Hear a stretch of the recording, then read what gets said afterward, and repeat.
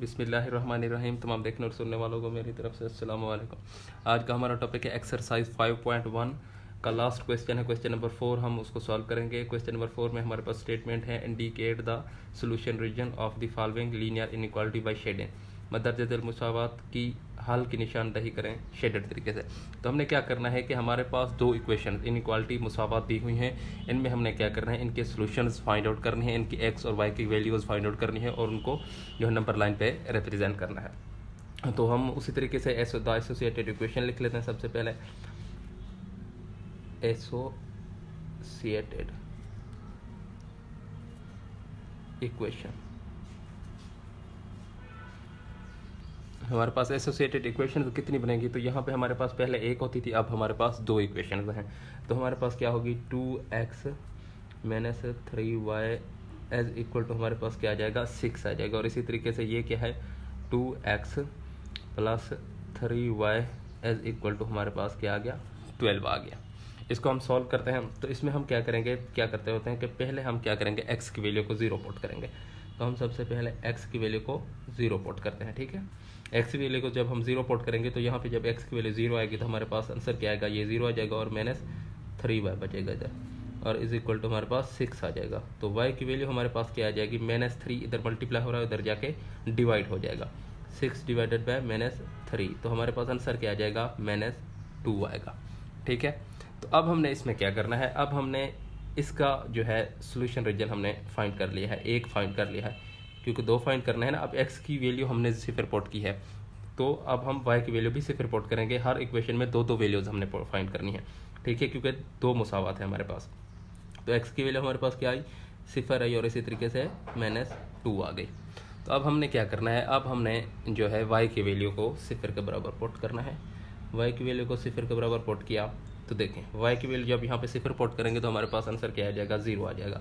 तो यहाँ पे क्या बचेगा, 2x एज इक्वल टू 6 आ जाएगा। तो x की वैल्यू हमारे पास क्या आ जाएगी, 6 डिवाइडेड बाई 2, तो हमारे पास क्या आ जाएगा, 3 आ जाएगा। सोल्यूशन रीजन हमारे पास यहाँ पे क्या बनेगा, हमारे पास y की वैल्यू 0 है, x की वैल्यू हमारे पास 3, क्योंकि x की वैल्यू शुरू में लिखते हैं, y की वैल्यू दूसरे नंबर पे।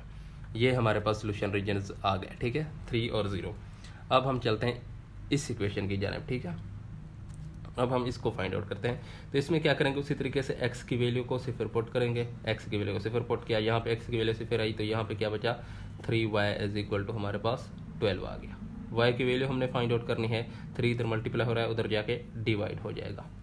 तो आंसर क्या आएगा हमारे पास, y की वैल्यू 4 आ जाएगी। तो इसके सोल्यूशन क्या बनेंगे हमारे पास, तो x की वैल्यू हमने 0 पुट की थी, 0 आ गया, और y की वैल्यू हमने क्या फाइंड आउट की, 4 की। अब हम y की वैल्यू को 0 पुट करेंगे इसी तरीके से, ठीक है। y की वैल्यू हमने 0 पुट की, तो यहाँ पे y क्या हो गया, हमारे पास 0 आ गया, तो यहाँ पे बचा गया 2x एज इक्वल टू 12 आ गया। और इसी तरीके से x की वैल्यू हमारे पास क्या आ गई, 12 डिवाइडेड बाय 2, तो हमारे पास x की वैल्यू 6 आ गई। तो इसका हमारे पास सोल्यूशन क्या आ गया, हमारे पास सोल्यूशन आ गया, x की वैल्यू हमारे पास 6 है और y की वैल्यू हमारे पास 0 है, ठीक है। तो हमारे पास कितने सोल्यूशन रीजन आ गए, 1 2 3 और 4 आ गए, ठीक है।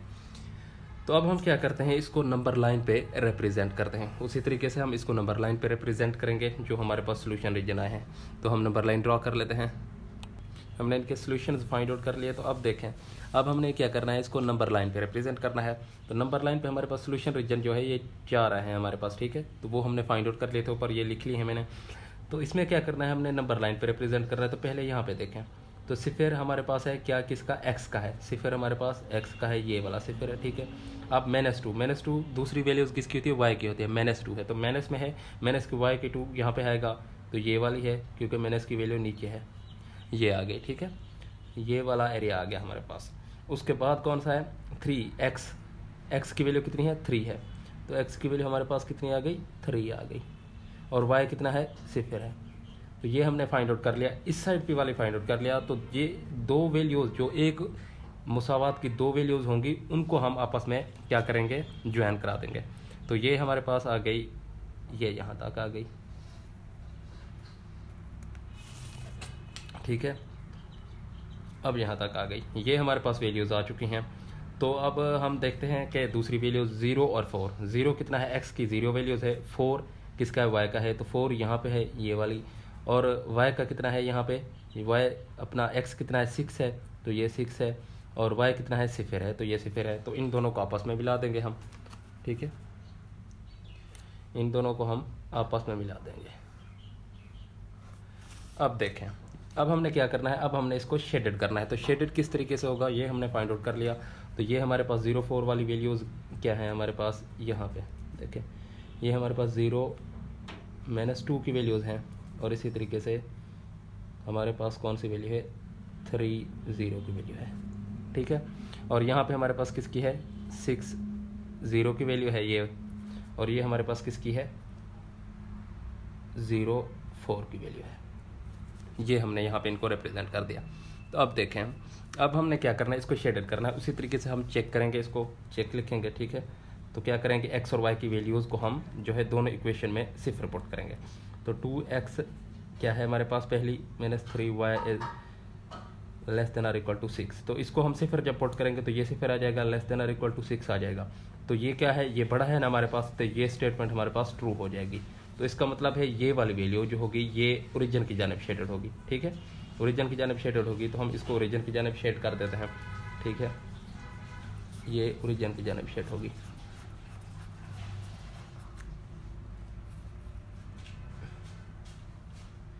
ये तो हमने इसको शेड कर लिया, ठीक है, ये शेड कर लिया हमने इसको। तो इस जानिब हम इसको शेड कर लेते हैं। तो अब हमारे पास क्या है, तो दूसरी हम इक्वेशन को चेक करते हैं। दूसरी इक्वेशन हमारे पास क्या है, 2x + 3 less than or equal to 12। तो हमारे पास ये सिफर आ जाएगा, क्योंकि सिफर जब वैल्यू पुट करेंगे तो 12, ये है क्या है हमारे पास इक्वेशन, ये भी ट्रू है। तो ये भी ओरिजिन की जानिब ही शेडेड होगी। तो इसको भी हम ओरिजिन की जानिब शेड कर देते हैं। तो हमारे पास क्या आ जाएगा, इसको भी ओरिजिन की जानिब ही शेड कर देते हैं। तो देखें हमारे पास ये वैल्यूज़ आ गई, ओरिजिन की जानिब शेड करेंगे तो हमारे पास ये ओरिजिन की जानिब शेड हो जाएगा, ठीक है। और यही हमारे पास इसका सोल्यूशन होगा, ठीक है। हमने फाइंड आउट कर लिया दोनों इक्वेशंस में हमने क्या करना है, इनकी दोनों इक्वेशंस की हमने जो है x और y की वैल्यूज़ फाइंड आउट करनी है अलग अलग तरीके से, और उनको फिर क्या है नंबर लाइन पे रिप्रेजेंट करना है, ठीक है। तो अब हम बढ़ते हैं क्वेश्चन नंबर 2 की जानिब। बिस्मिल्लाहिर्रहमानिर्रहीम। अब हम सॉल्व करते हैं पार्ट नंबर 2। उसी तरीके से हमने क्या करना है, एसोसिएटेड इक्वेशन लिखनी है, ठीक है, एसोसिएटेड इक्वेशन, ठीक है। तो हमारे पास एसोसिएटेड इक्वेशन कौन सी है, दो इक्वेशन है, x + y is equal to 5। इसी तरीके से -y + x is equal to 1 आ गया। तो उसी तरीके से हम क्या करेंगे, x की वैल्यू को हम सिफर पुट करेंगे, x की वैल्यू को हमने सिफर पुट किया, x जब यहाँ पे सिफर आए तो y हमारे पास किसके बराबर आ गया, 5 के बराबर आ गया। और इसी तरीके से y की वैल्यू हम यहाँ पे क्या करेंगे, सॉरी, तो इसको हम देख लेते हैं। तो यहाँ पे हमारे पास सोल्यूशन क्या आ रहा है, ओरिजिन हमारे पास ये आ रहा है, x की वैल्यू हमारे पास सिफर आई, y की वैल्यू 5 आ गई। अब हम क्या करेंगे, y की वैल्यू को फिर पुट करेंगे सिफर के बराबर, y की वैल्यू को जब सिफर पुट किया तो x की वैल्यू हमारे पास क्या आ गई, ये भी 5 आ गई। तो ओरिजिन हमारे पास क्या आ गया, 5 और 0 आ गया, ठीक है। दो वैल्यूज़ हमने फाइंड आउट कर ली। अब यहाँ पे क्या करेंगे, इसी तरीके से x की वैल्यू को सबसे पहले सिफर पुट करेंगे, ये सिफर हो गई, तो x की वैल्यू हमारे पास किसके बराबर आ गई, 1 के बराबर। और इसी तरीके से जब हम, ठीक है, इसके ओरिजिन क्या आ गए हमारे पास, x की वैल्यू हमने क्या फिर सिफर पुट की, और y हमारे पास क्या आया, हमारे पास 1 आया, ये y है, सॉरी y है -1, ठीक है। ये जब x सिफर पुट करेंगे ये सिफर हो जाएगा, और -y बचेगा, -y इधर जाके माइनस हो जाएगा, ठीक है। अब देखें, अब y की वैल्यू को हम सिफर पुट करेंगे, इसी तरीके से y की वैल्यू जब सिफर पुट की तो x की वैल्यू हमारे पास क्या आ जाएगी, 1 आ जाएगी। और इसी तरीके से ओरिजिन क्या आएगा हमारे पास, 1 और 2 सिफर आ जाएगा, ठीक है।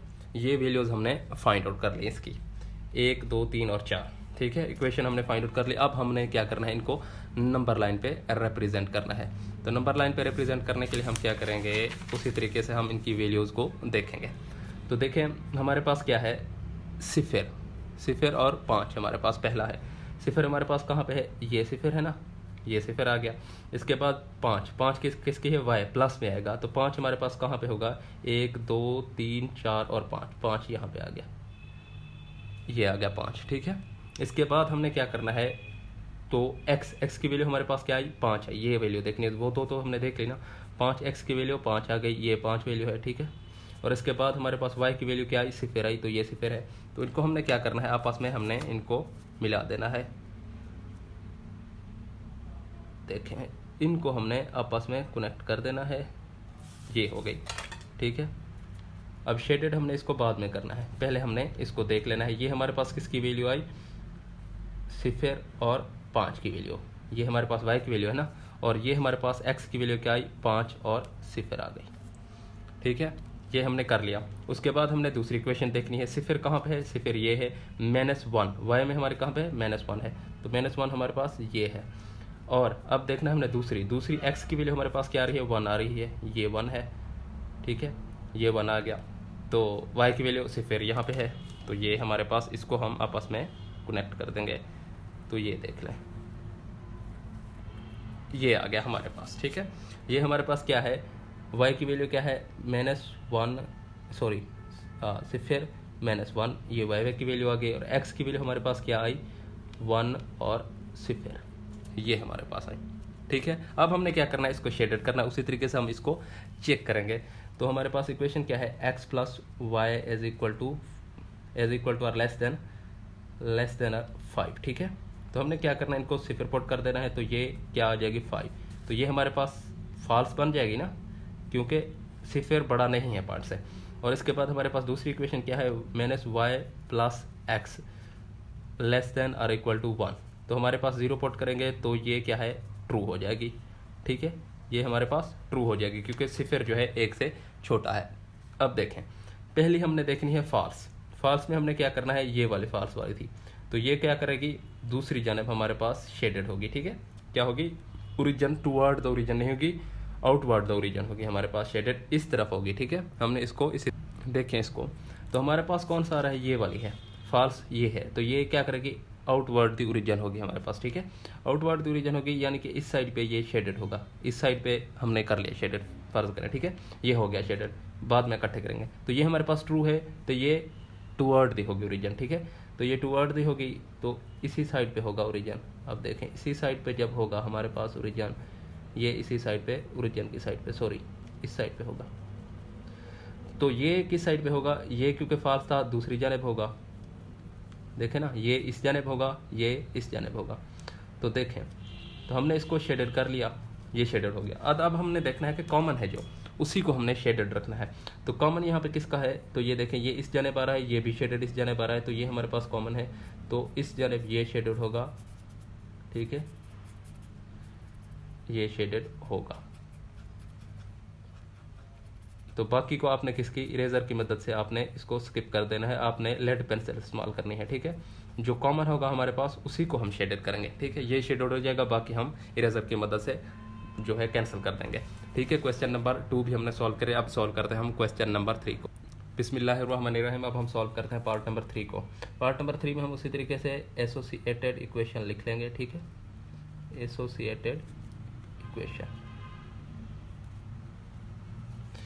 एसोसिएटेड इक्वेशन हमने लिख ली। एसोसिएटेड इक्वेशन हमारे पास क्या आएगी, एक 3x + 7y is equal to हमारे पास क्या आएगी 21, और इसी तरीके से दूसरी इक्वेशन क्या आएगी, x - y is equal to 2।